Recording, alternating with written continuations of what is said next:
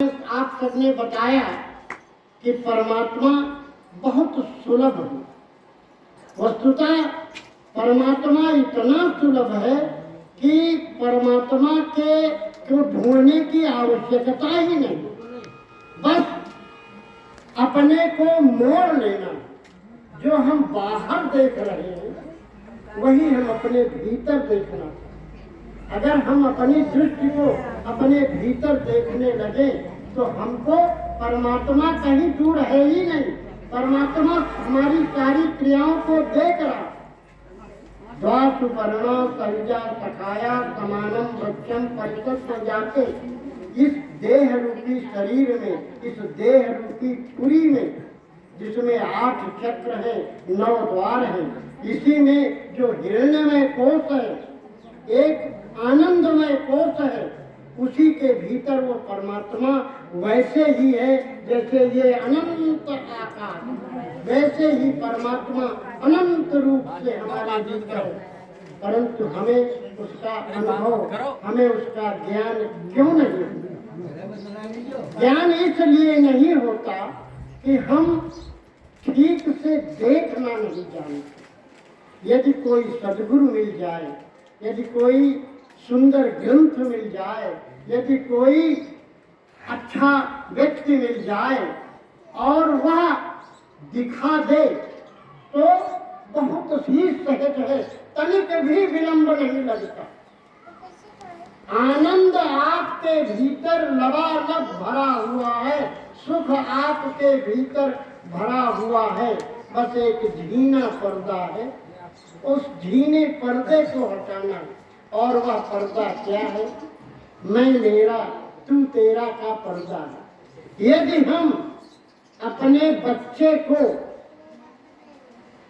अपना जैसा ही मान लेते हैं, पिता वही जायते पुत्र, पिता ही पुत्र के रूप में उत्पन्न होता, परंतु हमारी ऐसी वृत्ति नहीं बन पाती। और जो भी तुम्हें मिला है ये तुम्हारे ही कर्मों का प्रतिफल है। अच्छा मिला है अथवा बुरा मिला है, ये सब तुम्हारे ही द्वारा किए गए कर्मों का प्रतिफल है। और कर्म का फल तो अवश्यमेव भोक्तव्यम कृतम कर्म शुभाशुभम, अवश्य ही भोगना है। वेदों में एक मंत्र आता है कि शुभाशुभ कर्माभ्याम भुंक्ते देवता अप, शुभ और अशुभ कर्मों को देवता भी भोगते हैं। हिरण्य हस्तो भयो सूर्य और भगो अंधा पूषणो द्विज, बताया गया है कि अपने अपने शुभ अशुभ कर्मों का फल सूर्य ने सबको प्रकाश दिया। सूर्य सब में समदृष्टि रखता है, किसी से भी भेद नहीं करता। जैसे गंगा किसी में भेद नहीं करती, कोई भी स्नान करे सबको पुण्य प्रदान करती है, वैसे ही सूर्य आत्मा जगता स्तुतस्य, इस चराचर जगत की आत्मा सूर्य है, वो किसी से भेद नहीं करता। तनिक सा बादल आ जाता है और वो अनंत ऐसी हजारों पृथ्वियां उस पर समा जाएं और वह सूर्य थोड़े से बादल में छुप जाता है, हमें दिखाई नहीं पड़ता। ऐसे ही हमने अपने भीतर एक ऐसा पर्दा बैठा लिया है जिससे हमारे भीतर ही बैठा परमात्मा नहीं दिखता। अभी चर्चा हो रही थी परिवार की। परिवार में यदि पिता अपने समस्त परिवार को एक दृष्टि से देखता है तो वो सच्चा पिता कहलाता। और अगर वह तनिक भी भेद करता है तो वह सच्चा पिता नहीं है। उसे अपने ही नहीं, अपने समस्त कुल का, अपने समस्त परिवार का, परिवार का अर्थ मात्र हमारा एक घड़ा नहीं है, हमारा गांव, हमारा देश, हमारा संसार हमारा ही घर है। कौन सा ऐसा गांव है, कौन सा ऐसा घर है जिसमें तुम पैदा नहीं हुई? कौन सा ऐसा जीव है जिस रूप में तुम पैदा नहीं हुई? हजारों रूप तुम्हारे हो गए। आज जो तुम्हें मिल रहे हैं वे तुम्हारे ही हैं। उनसे अच्छा बुरा बर्ताव करना तुम्हारा ही धर्म है। तुम ही अपने को भूले हो।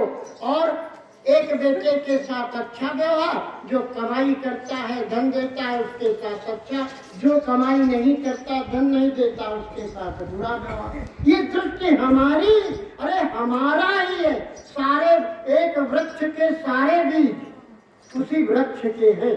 ऐसे परमात्मा एक वृक्ष है और उस परमात्मा में जितने भी हम आप जीव पर 3 प्रकार के जीव कह लीजिए, उद्भिद कह लीजिए, वृक्ष आदि बता रहे थे अभी मुरारी जी, कृष्ण मुरारी जी, कि वृक्ष आदि, फिर कीट पतंगे और मनुष्य, ये सब उसी परमात्मा की जैसा जिसने कर्म किया है, बहुत कृतज्ञ कर्म किया है तो पेड़ बन जाता है, पहाड़ बन जाता है, धरती का कण बन जाता है, गेहूं बनता है, अन्न बनता है। और थोड़े और अच्छे कर्म किए तो सर्प इत्यादि, बिच्छू इत्यादि, सिंह इत्यादि बन गया। और बहुत अच्छे कर्म किए तो किसी गरीब के घर में उत्पन्न हुआ। और अच्छे कर्म किए किसी पुण्यवान के घर में उत्पन्न होता है। ये तुम्हारे, तो ये जीवन जो हमें मिला है, क्यों ना हम ऐसे कर्म करें कि हम भी देवता बन जाएं, हम भी स्वर्ग के निवासी बन जाएं, जहाँ कोई मरता ही नहीं, अमर कहलाता है। वहाँ जो चला गया, तो हम ऐसी साधना क्यों न करें, हम ऐसी पूजा क्यों न करें कि हम भी देवता बन जाएं। देखो, यज्ञो वही श्रेष्ठ तमम कर्म। यज्ञ ही, यज्ञ माने देव पूजा, संगतिकरण और दान। 3 चीजें हैं। देवताओं की पूजा करो, सत्संग करो और दान करो। दान कितना करो कि अपने प्रयोग में आने वाली वस्तु का कम से कम 1/4, आधा हिस्सा अपने परिवार के लिए, उसमें जो 1/4 हिस्सा बचे वो अपने लिए, और जो 1/4 हिस्सा बचे वो दूसरों के लिए। गांव में कोई विद्यार्थी बिना फीस के पढ़ने नहीं पाता, बिना पैसा नहीं है, बड़ा अच्छा विद्यार्थी है और ट्यूशन नहीं लग रहा।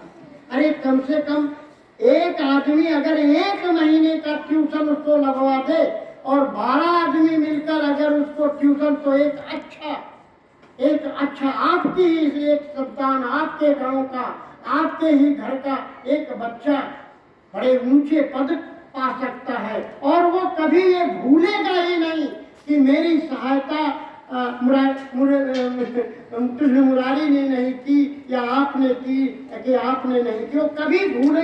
ऐसे ही बच्चे, आप ऐसी कहानियां सुनिए, तमाम इतिहास हैं, सनातन काल से धर्म साक्षात्कारकर्ताओं ने हमको ये जितना भी बताया है साहित्य, सबकी पढ़ने की क्षमता नहीं है।